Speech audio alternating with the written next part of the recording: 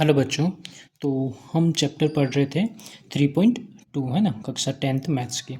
इसमें पहला, दूसरा और तीसरे के हमने 4 सवाल कर लिए थे। अब हम 5वें में आते हैं।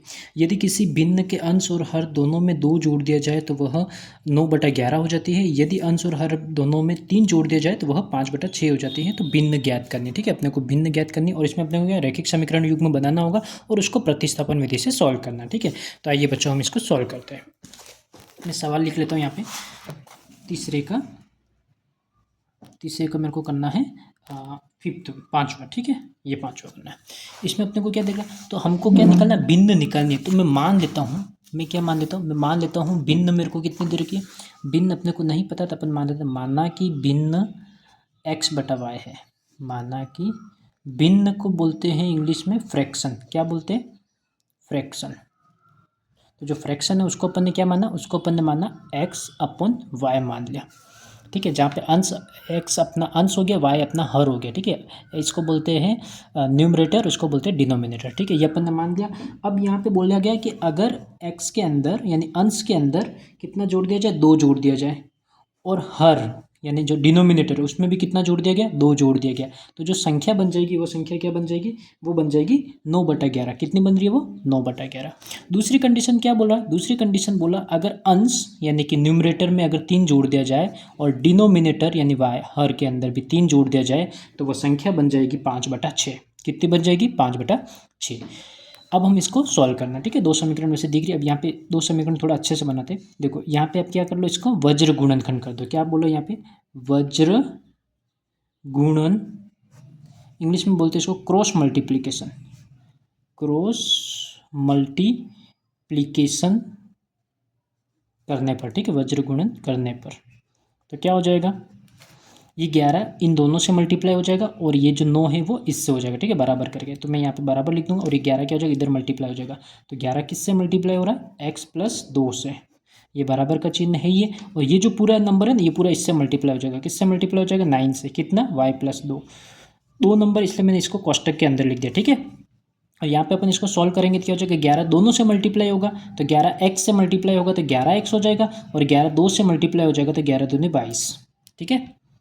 और यहाँ से हम देखेंगे तो ये कितना हो जाएगा, 9y, और 9 × 2 के तो 18 हो गया, ठीक है।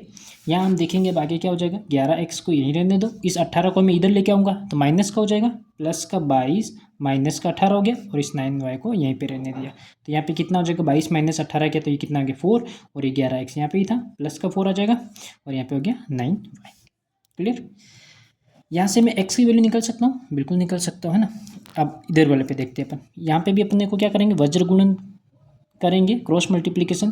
तो क्या हो जाएगा, ये 6 दोनों से मल्टीप्लाई हो जाएगा, ठीक है। यहाँ पे मैं इस तरीके से लाइन खींच देता हूँ। यहाँ पे देखिए 6 इससे मल्टीप्लाई होगा तो क्या हो जाएगा, 6x+3 हो जाएगा, दोनों से मल्टीप्लाई हो जाएगा, बराबर ये पूरा नंबर इससे मल्टीप्लाई हो जाएगा तो 5y+3 आ जाएगा। अब ये जब इससे मल्टीप्लाई हो जाएगा तो क्या हो जाएगा, 6x आ जाएगा। x से मल्टीप्लाई करूँगा 6x, और इस 3 से मल्टीप्लाई करेंगे तो 18 आ गया। 5y से मल्टीप्लाई करूँगा तो 5y, और 5 3 से मल्टीप्लाई करूँगा तो 15, ठीक है। इसी तरह से मैं वापस यहाँ पे 6x लिखा, और इस 15 को मैं इधर लेके आऊँगा तो कितना हो जाएगा, प्लस का 18 यहीं पे था।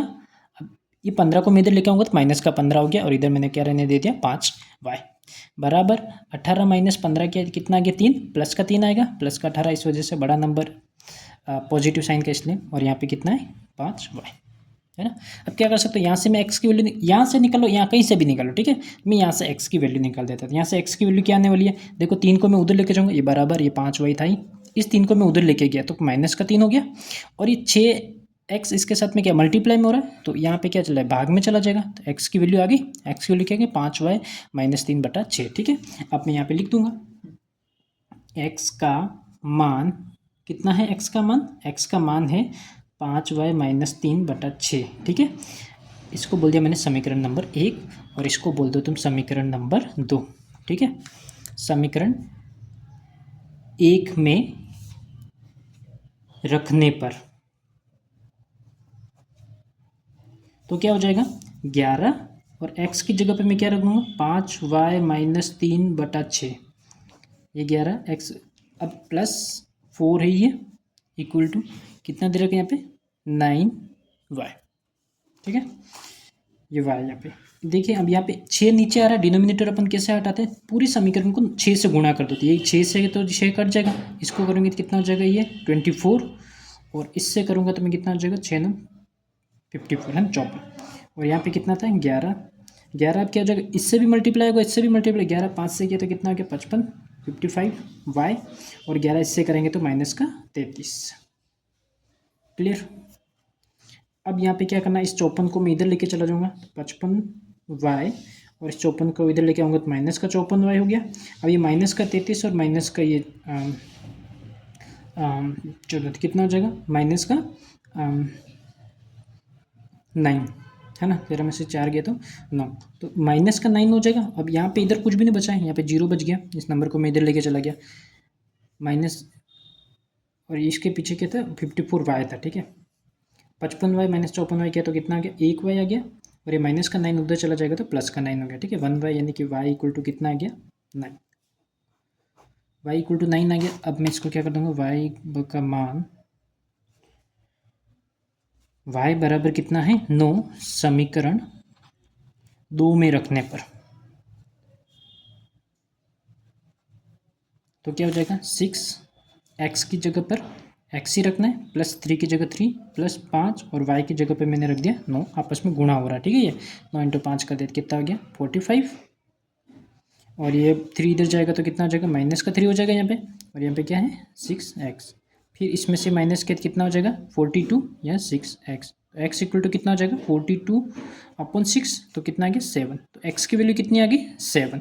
अब अपन ने जो भिन्न यानी फ्रैक्शन माना वो x बटा y माना, तो अब x तो भिन्न अपने पास में क्या आ जाएगी, तो भिन्न बराबर फ्रैक्शन बराबर x की जगह रखेंगे अपन 7, और यहाँ रखेंगे अपन ने 9, तो भिन्न की वैल्यू आ गई 7/9, यानी फ्रैक्शन इतना आ गया, ठीक है, कितना आ गया अपना आंसर 7/9, ठीक है। आगे बात समझ, थैंक यू बच्चों।